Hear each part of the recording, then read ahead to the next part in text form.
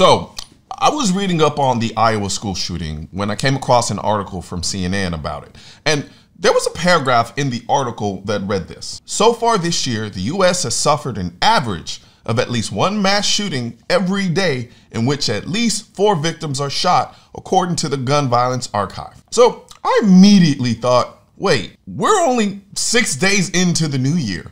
Where are all these invisible mass shootings? Because if 5 shootings happen within the last 5 days, I think I would be aware of it. So I clicked the Gun Violence Archive link that CNN pointed to get more info on these invisible mass shootings. And sure enough, my suspicions were confirmed. If these 4 incidents are mass shootings, then Hermit the Frog is secretly the Hulk.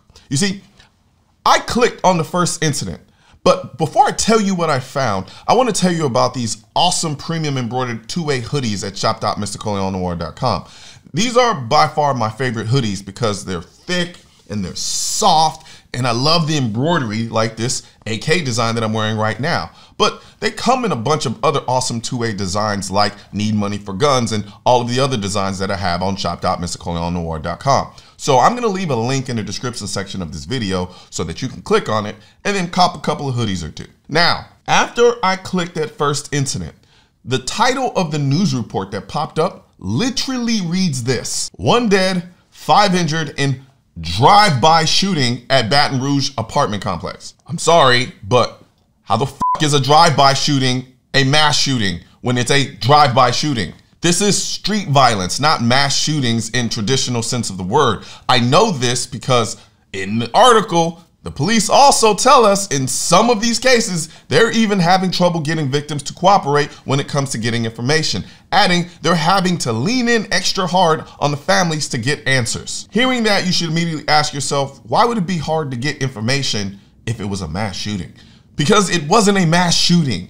It was street violence, which is why no one wants to get caught snitching. Then I clicked the link in the next incident and watch the news report video. We have an update for you about the man charged with shooting at the Barnhouse Event Center on New Year's Day. Investigators say Timothy Smith of Republic was working security at that event. He admitted he had a rifle and said he used it to shoot into the ceiling 3 or 4 times after hearing a gunshot and seeing someone pointing a gun at his wife. He says he never aimed the rifle at anyone and wasn't trying to hit anyone when he fired the gun. Prosecutors say Smith is a convicted felon and cannot legally possess a firearm. So, does that sound like a mass shooting to you?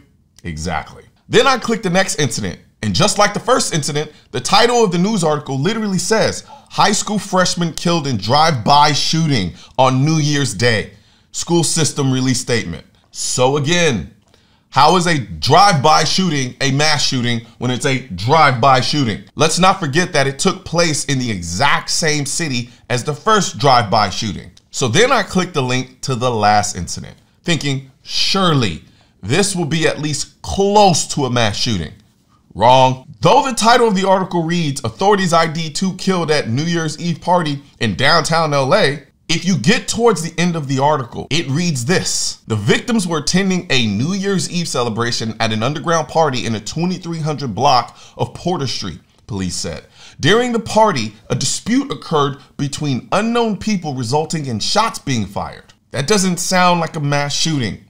That sounds like a dispute happened, there was a fight, and someone pulled guns. You know how many clubs and parties back in the day I've been to where a fight breaks out and someone starts shooting? I was literally at this club when this happened. We have very limited details from police at this time, but we do know 1 man dead in this shooting outside this club called the Seaside Lounge, somewhere near the 4th Ward and downtown, kind of in between those 2 neighborhoods. We've spoken to multiple witnesses here on scene who tell us there was a fight that started inside. It was even an employee of this bar that told us that a fight started inside. It spilled out into a parking lot across the street, and then moments later, people started shooting. The witnesses we talked to said they knew that there were multiple gunshots, but could not tell us specifically how many.